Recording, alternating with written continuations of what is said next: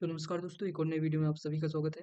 आज की इस वीडियो में हम आरआरबी एनटीपीसी जो न्यू वैकेंसी 2026 के लिए आरआरबी ने जारी की है, उसके बारे में कुछ इम्पोर्टेंट बातें यहाँ पर मैं आपको शेयर करूँगा।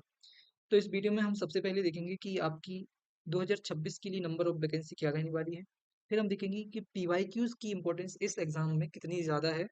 उस पर हम सबसे जो सेंटर पॉइंट है इस वीडियो का, वो यही है कि हम पीवाईक्यूज़ को कैसे और कहाँ से सॉल्व करें और इसकी इम्पोर्टेंस कितनी ज़्यादा है, ये समझने की यहाँ पर हम कोशिश करेंगे। और यहाँ पर मैं आपको एक सॉल्यूशन या फिर एक एप्लीकेशन भी बताऊँगा, जहाँ से आप आरआरबी एनटीपीसी के जितने भी सेक्शनल पीवाईक्यूज़ हैं, वो आप सॉल्व कर सकते हैं। इसका मतलब सेक्शनल का होता है कि हिस्ट्री के अलग से क्वेश्चन सॉल्व करेंगे आप, पॉलिटी के अलग से क्वेश्चन सॉल्व कर सकते हैं और फ्री ऑफ कॉस्ट कहाँ से, कैसे सॉल्व कर सकते हैं, इन सब बातों पर हम आज की वीडियो में चर्चा करने वाले हैं। और अगर हम इस एग्ज़ाम की बात करें तो ये आपके लिए बहुत ही बड़ी अपॉर्चुनिटी साबित हो सकती है, क्योंकि यहाँ पर नंबर ऑफ वैकेंसी ठीक-ठाक है और एग्ज़ाम भी एसएससी से थोड़ा ईज़ी और बहुत ही ज़्यादा टफ नहीं होता है। इसका मतलब आपकी सिलेक्शन होने के चांसेस बहुत ज़्यादा यहाँ पर आपकी बन सकते हैं, अगर आप तैयारी आज से ही शुरू करते हैं। तो मैं बार-बार हर वीडियो में यही बोलता हूँ कि आपको तैयारी एग्ज़ाम की आज से ही करनी पड़ेगी। आज से मतलब तो सबसे पहले चलते हैं हम पहली स्लाइड पर। 1 मिनट। तो सबसे पहले मैं आपको अपने बारे में बता दूँ, यहाँ पर ये मेरा स्कोर कार्ड है सीबीटी 1 का, जो ग्रेजुएट लेवल का एग्ज़ाम हुआ था, उसमें मेरा सीबीटी 1 क्वालीफाई हुआ था। इसमें अगर मैं स्कोर की बात करूँ तो 70 स्कोर मेरा रॉ स्कोर था, 74 नॉर्मलाइज़ेशन के बाद या फिर जो क्वेश्चन डिलीट होते हैं उसके बाद बना था और नॉर्मलाइज़्ड स्कोर 75 था। तो यहाँ 74 से 1 नंबर का मुझे मतलब नॉर्मलाइज़ेशन हुआ था, लेकिन जो क्वेश्चन डिलीट हुए थे वो 3-4 नंबर के क्वेश्चन डिलीट हुए थे, इसलिए मेरा स्कोर 65 हो गया था। सॉरी 75 हो गया था। फिर यहाँ पर अगर मैं एनटीपीसी सीबीटी 2 की बात करूँ तो यहाँ पर 87 मार्क्स हैं मेरे और अभी तक इसका रिजल्ट नहीं आया है, लेकिन स्कोर मुझे अभी तक तो ठीक लग रहा है।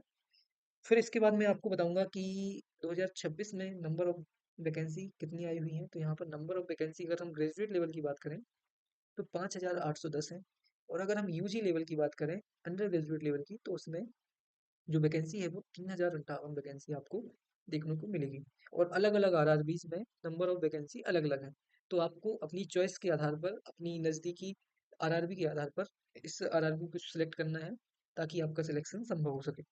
फिर हम अगर इस एग्ज़ाम की पैटर्न की बात करें तो एग्ज़ाम आपका 2 चरणों में होगा और उसके बाद थर्ड, इसका मतलब स्किल टेस्ट भी होगा। लेकिन पहले 2 चरण बहुत ही इंपॉर्टेंट है, जिसमें कि पहला जो है वो सीबीटी 1 है, जो 100 नंबर का होता है और 1.5 घंटे में आपका ये एग्ज़ाम कंप्लीट होता है। फिर उसके बाद सीबीटी 2 होता है, जो 120 मार्क्स का एग्ज़ाम होता है और इसमें भी आपको कितना 90 मिनट्स मिल।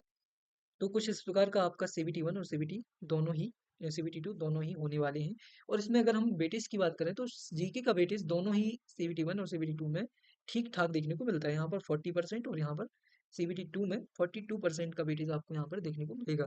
तो इस वीडियो में जो मेरा मेन फोकस है वो जीके पर ही है, कि जीके के लिए आपकी पीवाईक्यूज की इंपॉर्टेंस कितनी ज़्यादा है। यहाँ पर सिर्फ मैं ये इस बात पर आपको पूरा का पूरा जोर देकर समझाना चाहता हूँ।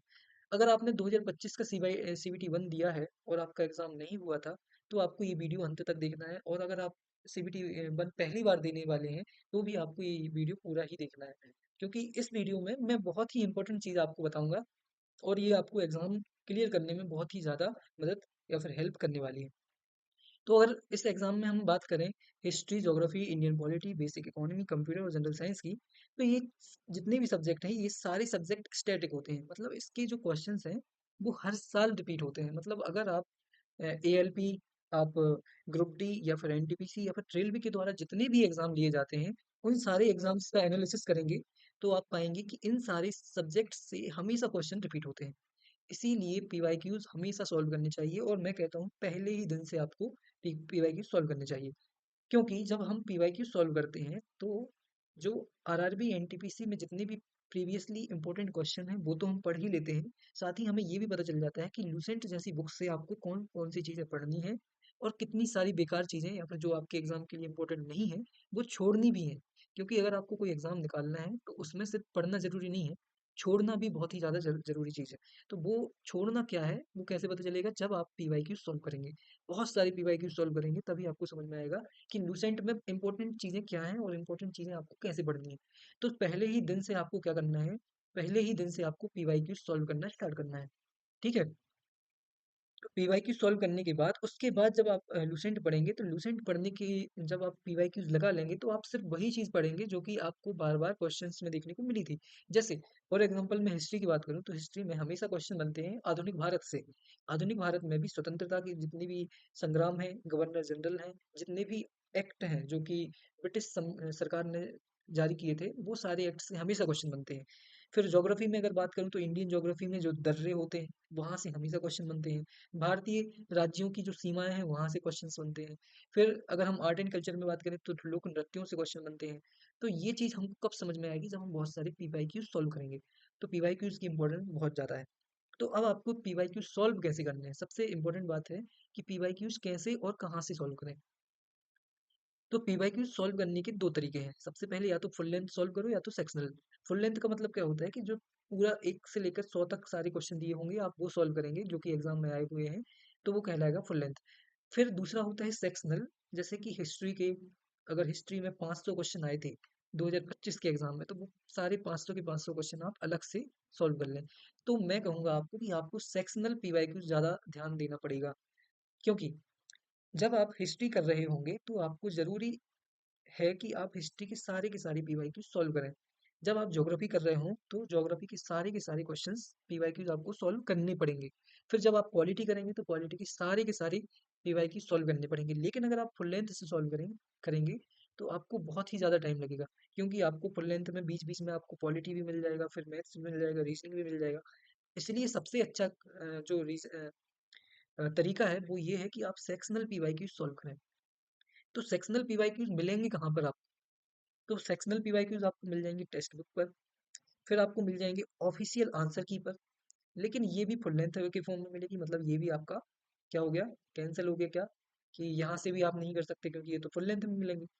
फिर यूट्यूब से भी कर सकते हैं, लेकिन यूट्यूब से करने को मैं आपको मना करूंगा, क्योंकि जब हम यूट्यूब से कोई भी चीज़ करते हैं, जैसे कि किसी कोई सर व्यक्ति या फिर मैंने ही एक वीडियो बनाया जो कि पीवाईक्यू से संबंधित जितने भी हिस्ट्री से क्वेश्चन आए थे वो मैंने उसमें सॉल्व करा दिए। तो जब मैं पढ़ाऊँगा तो आपका जो सबकॉन्शियस माइंड है वो बहुत सारी चीज़ें छोड़ देगा। लेकिन जब आप खुद पीवाईक्यू सॉल्व करेंगे तो आपका सबकॉन्शियस माइंड बहुत सारी चीज़ें जो नहीं छोड़नी चाहिए थी, वो तो याद रखेगा ही, साथ में अच्छी चीज़ें मतलब कठिन चीज़ें भी याद करेगा। मतलब बहुत ही ज़्यादा फ़ायदा है अगर आप खुद पीवाईक्यू सॉल्व करते हैं। तो पीवाईक्यूज करने हैं सॉल्व आपको खुद, तो इसके लिए मैं आपको बताऊंगा कि टेक्स्ट बुक अगर आपके पास सब्सक्रिप्शन है तो आप यहाँ से सॉल्व कर सकते हैं। लेकिन अगर आपके पास इसका सब्सक्रिप्शन नहीं है तो मैं आपके लिए बहुत ही अच्छा एक सोर्स बताने वाला हूँ जो आपके लिए बहुत ही ज़्यादा काम आने वाला है। और वो सोर्स जो है वो है परमार एसएससी जो कोचिंग इंस्टीट्यूट है। मैं भी फॉलो करता हूँ इनको, और इसलिए नहीं मैं बता रहा हूँ क्योंकि ये कोचिंग कुछ मुझे कुछ दे रही है, जबकि इसलिए बता रहा हूँ क्योंकि मैंने खुद परमार एसएससी को बहुत ही अच्छे से फॉलो किया है। इनके वीडियोस मैं कभी नहीं देखता हूँ, लेकिन हाँ इनका कंटेंट मैं हमेशा यूज करता हूँ। तो ये देखिए, ये जो आरआरबी एनटीपीसी 2025 में एग्जाम हुआ था उसके पीवाईक्यूज इस फॉर्म में इन्होंने दिए हुए हैं कि हिस्ट्री के क्वेश्चन, और ये पूरे फ्री ऑफ कॉस्ट, मतलब कोई भी आपको इसका जो फीस है वो पे नहीं करनी है। और इसका जो कंटेंट है वो इजीली इनके ऐप से या फिर मेरे यूट्यूब सॉरी टेलीग्राम चैनल पर भी मैं इसको शेयर कर दूंगा, तो वहां से भी आप इसको डाउनलोड कर सकते हैं। और इसमें ये देख सकते हैं आप सारे के सारे 2025 में जितने भी क्वेश्चन एनटीपीसी में पूछे गए थे सब्जेक्ट वाइज वो यहाँ पर इन्होंने दिए हुए हैं। जैसे हिस्ट्री में अगर बात करें तो दो पेज नंबर 2 से लेकर 38 तक जितने भी क्वेश्चन आए थे वो हिस्ट्री में यहाँ पर इन्होंने दिए हुए हैं। इस प्रकार से सारे के सारे सब्जेक्ट यहाँ पर इन्होंने कंप्लीट किए हैं, जिसमें कि जनरल साइंस की फिजिक्स, केमिस्ट्री, बायोलॉजी है, कंप्यूटर साइंस है, फिर बुक्स एंड ऑथर है, आर्ट एंड कल्चर है, गवर्नमेंट स्कीम है, अवार्ड एंड ऑनर है। मतलब कोई चीज़ यहाँ पर इन्होंने नहीं छोड़ी है। और जब आप यहाँ से क्वेश्चन सॉल्व करेंगे, जैसे मैं आपको ले चलता हूँ हिस्ट्री पर, तो आप देख सकते हैं कुछ इस फॉर्म में आपको सारे के सारे क्वेश्चन मिल जाएंगे। फिर 25 क्वेश्चंस के बाद आपको यहाँ पर आंसर की भी मिलेगी। यहाँ पर आप देख सकते हैं ये आपकी आंसर की हो गई। तो जब इस फॉर्म में आप क्वेश्चंस को सॉल्व करेंगे तो आपको ये पता चल जाएगा कि कौन सी चीज़ें आपको कहाँ से पढ़नी है और कितनी इंपॉर्टेंट है। और क्योंकि ये प्रीवियसली आई हुई हैं तो ये इनकी इंपॉर्टेंस बहुत ज़्यादा है। तो ये आपके लिए मेरा एक आपको एक सजेशन है कि आप परमार एसएससी की पीडीएफ से ही पीवाईक्यू सॉल्व करें। इससे आपको बहुत सारी चीज़ें इजीली एक्सेस हो जाएंगी और बिना पैसा दिए फ्री ऑफ कॉस्ट आपको बहुत सारी अच्छी चीज़ें मिल जाएंगी। तो ये मेरी आपके लिए थोड़ी सी क्या है सजेशन है कि आप यहाँ से सॉल्व कर सकते हैं। दूसरी चीज़, जब आप परमार एकेडमी का ऑफिशियल एप्लीकेशन करते हैं तो लॉगिन करने के बाद आप आपको जाना है यहाँ पर यूट्यूब प्लेलिस्ट पर। यूट्यूब प्लेलिस्ट पर जाएँगे तो यहाँ पर ये देखिए फ्री में कंटेंट अवेलेबल है, ऐसा नहीं है कि यहाँ पर कोई भी फीस आपको लगने वाली है। तो ये इसमें जैसे ही आप जाएँगे तो यूट्यूब प्लेलिस्ट पर जाने के बाद आपको कुछ ऐसा इंटरफ़ेस ओपन होगा। यहाँ पर इन्होंने करंट अफ़ेयर की भी बहुत सारे पीडीएफ यहाँ पर अपलोड किए हैं जो ईज़िली एक्सेस कर सकते हैं आप। फिर यहाँ पर आप वन शॉट जैसे ही ओपन करेंगे, तो यहाँ पर आप देख सकते हैं ये पीडीएफ फॉर्म में यहाँ पर जितने भी geography, biology, chemistry, polity, history, economics, physics मतलब सारे के सारे सब्जेक्ट के जितने भी पीवाईक्यूज जो कि ग्रुप डी हो, एएलपी हो या फिर टेक्नीशियन हो या फिर आरआरबी एनटीपीसी हो, जितने भी क्वेश्चंस यहाँ पर आए हुए हैं यहाँ पर इन्होंने सॉल्व कराए हैं। तो आपको यहाँ से भी सॉल्व करना है। फिर आपको कहाँ से सॉल्व करना है, आपको जो वो पीडीएफ है वहां से भी सॉल्व करना है 2025 की।